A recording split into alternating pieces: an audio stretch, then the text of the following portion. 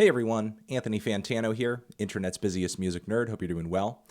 And we're going to be talking about industry plants in this new letter from a fan that somebody sent me, which I thought put a lot of things very well in such a way it would be conducive to a good letter from a fan segment. Let's read this letter up, shall we? Hi, Anthony. I have a question for you that might be a good discussion on the Fantano channel.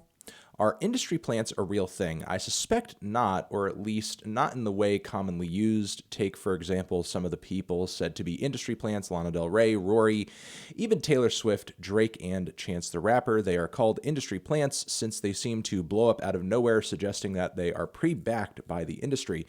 Chance the Rapper doesn't fit the model, obviously, since he had mixtapes before he blew up and is still independent, so the people that include him are just idiots.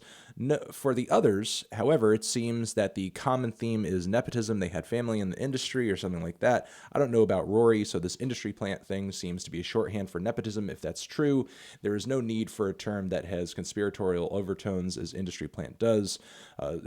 So, what do you think? Are industry plants a real thing? Is it just a term used to describe nepotism? Blah, blah, blah, blah, blah. Okay. All right. Good question. Good letter. Thank you very much for sending it in and writing it.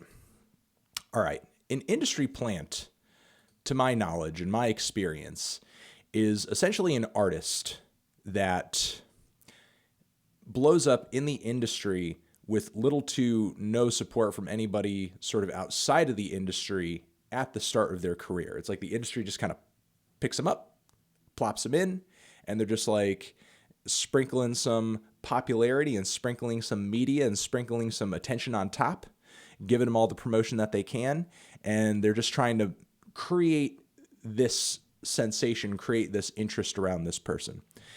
And for whatever reason, this has become a super negative thing. This has become a super ugly term, when in fact, this is pretty much exactly how the music industry has run for decades and decades and decades and decades.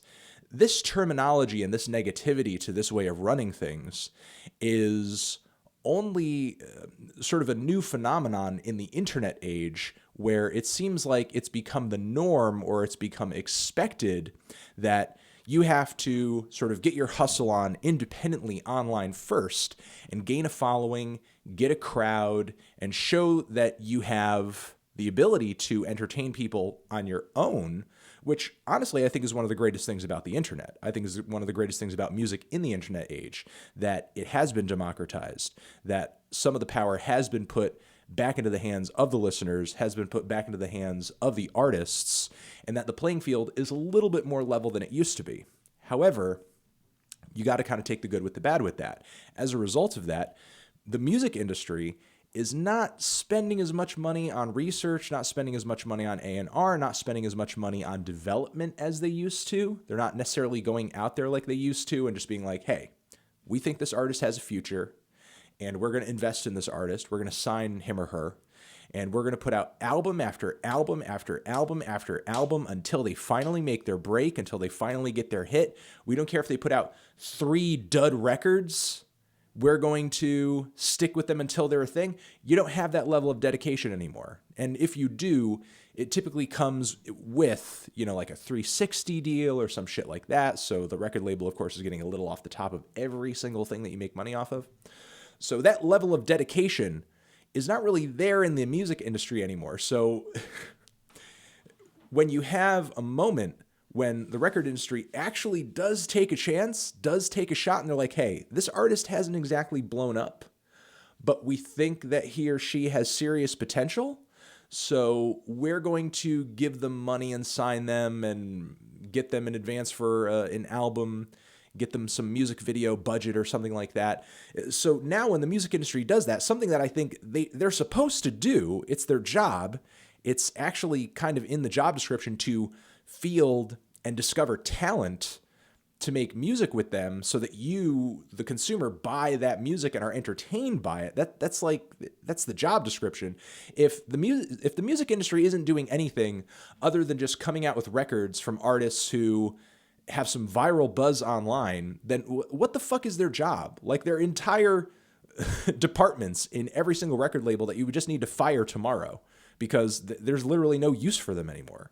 You know, if all we're doing is just signing artists and coming out with albums based on who gets internet hype, okay? Like it's not, I mean, listen, it's cool and it's nice that things have been democratized a little bit, but it's not the model. There are other ways of doing things, okay? And sometimes the traditional way works because some artists need some time to grow, need some support to fully mature, and some artists need time to appeal to an audience. You know, it takes a little while sometimes. Not everybody hits instantaneously, completely independently. So I think when the music industry sort of picks somebody up and they get called a plant, like it's kind of what they're supposed to be doing. Now, when an industry plant, or when the terminology, when it becomes a negative thing for me, okay, and listen, industry plants, it's not entirely a good thing. When it becomes a negative thing to me, it comes in the form of two scenarios. One, the record label acts like this artist that they've signed is independent, is getting hype independently, while behind the scenes, they're sort of supporting them and filtering them money and getting them connections that they wouldn't have been able to get otherwise. So the record label and the industry are creating this facade of independence and this facade of grassroots support. And it's kind of like you're gaslighting the audience into thinking that this artist has some sort of underground, you know, street level hype that no other artist has because they're the real fucking thing. You know, that to me is deceptive. And that to me is when an industry plant becomes a bad thing. An industry plant also becomes a bad thing, I think, when the label is essentially trying to force a particular artist down everybody's friggin' throat. You can't get away from them. You see them everywhere, despite the fact that they're not really that interesting. The hype is a bubble. It's not real. It's bloated. It's completely made up. It's totally just industry based. The only people who are excited about this artist are in the industry, and that's it. Those are the two scenarios in which industry plants kind of suck. But honestly, like, these two things are not entirely new. You know, it's not like labels didn't try to do the, oh, hey, this person really just kind of came out of nowhere shit in the 90s and the 2000s and the 80s. It's not like labels didn't come up with or help conjure or fabricate backgrounds or backstories for artists and shit like that in the past. And it's not like labels haven't sort of forced crap down people's throats that really wasn't that popular or really wasn't that interesting in the first place. So it's nothing entirely new.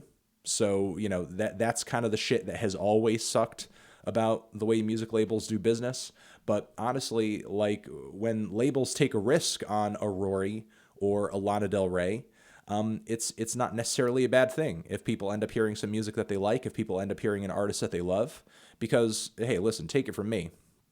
Because I get PR emails all the friggin' time from these labels promoting artists X, Y, and Z who you have not fucking heard about. And not everybody labels sign get popular, you know? So it's like the labels, they have power, they have money, they have influence, but it only goes so far. You know, if you guys don't like the music, at the end of the day, like, you don't like the music. You know, they can't force you to like the music or anything.